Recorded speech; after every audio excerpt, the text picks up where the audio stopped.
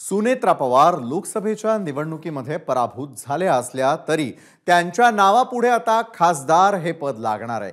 कारण राज्यसभेचा अर्ज त्यांनी भरला आणि विरोधामध्ये अर्जच न आल्यामुळे सुनेत्रा यांचा खासदारकीचा मार्ग मोकळा झाला।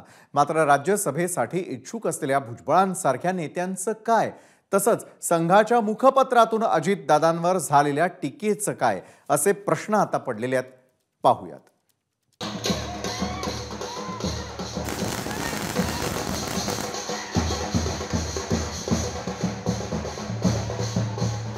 लोकसभा निवडणुकीत पराभव झाल्यानंतर हिरमसून गेलेल्या सुनेत्रा पवारांच्या कार्यकर्त्यांच्या वाट्याला पुन्हा असा जल्लोष आलाय।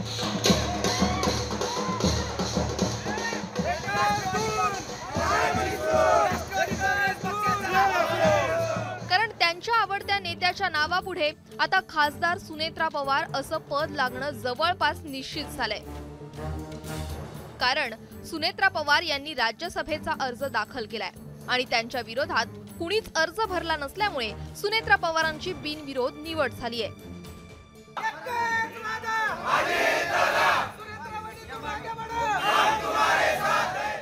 सुनेत्रा पवार यांची बिनविरोध निवड झाली असली तरी 3 मुद्दे कळीचे आणि चर्चेचे बनले आहेत।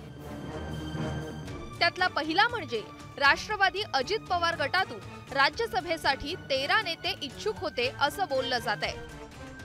पार्थ पवार, छगन भुजबळ, समीर भुजबळ, आनंद परांजपे, बाबा सिद्दीकी, अविनाश आदी, इद्रिस नायकवडी, नवाब मलिक यांच्यासह 13 नेते राज्यसभेसाठी इच्छुक असल्याची चर्चा होती। मात्र या सगळ्यांना डावलून राज्यसभेची माळ अखेर सुनेत्रा पवारांच्या गळ्यात पडली आहे। मात्र त्यामुळे छगन भुजबळ नाराज असल्याच्या चर्चांना उधाण आलंय।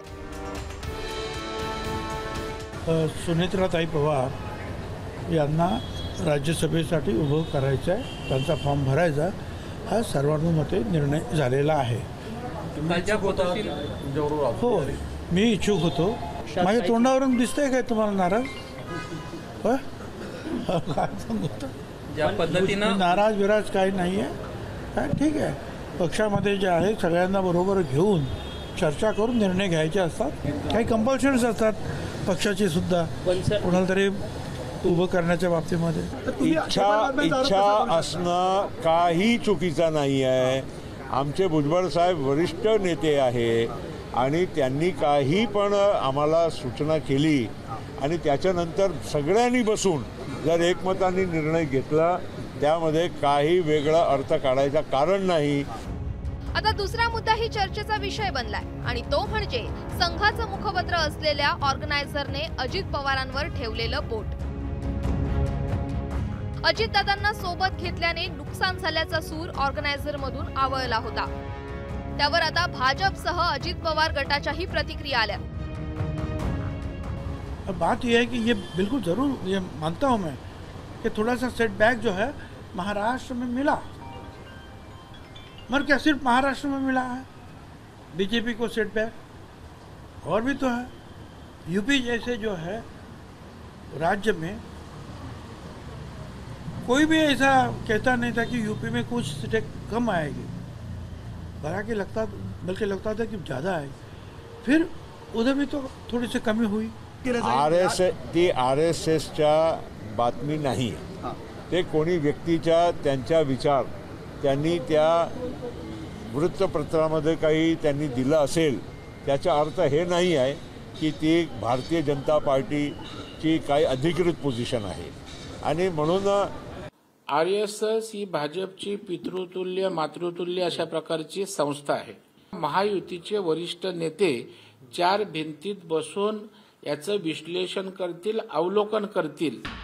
या सगळ्या गदारोळात सुनेत्रा पवार यांनी अर्ज भरला आणि तिसऱ्या मुद्द्यावर चर्चेची झोड उठली। ती म्हणजे सुनेत्रांचा अर्ज भरताना अजित पवार गटाकडून भुजबळ, प्रफुल्ल पटेल यांच्यासह 4 नेते उपस्थित होते। मात्र भाजप आणि शिंदे गटाचा एकही नेता उपस्थित नव्हता। त्यामुळे अजित पवार पुन्हा एकटे पडलेत का अशी कुजबूज सुरू झाली। त्यावर चंद्रशेखर बावनकुळे काय म्हणालेत पहा। राष्ट्रवादीकडे सीट आहे, प्रफुल्ल पटेलांची जागा रिक्त झाली आहे, त्यामुळे स्वाभाविक ती राष्ट्रवादीकडे आहे। आणि फॉर्म भरताना साधारण आपण त्या ठिकाणी ज्या सुनेत्रा पवारजी आहेत त्यांना महायुती म्हणून सर्वांचं समर्थन आहे. तर फॉर्म भरताना हा नाही गेला तो नाही गेला हे जे बातम्या आपण चालवतो यामध्ये अर्थ नाही आहे.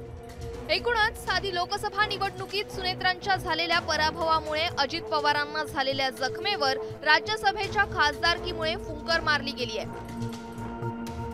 मात्र त्यावरून झालेल्या चर्चा आणि आरोपांचं सत्र अजून किती दिवस चालणार याकडे सर्वांचे डोळे लागले आहेत. निलेश बुधावलेसह ब्युरो रिपोर्ट, एबीपी माझा. एबीपी माझा, उघडा डोळे बघा नीट.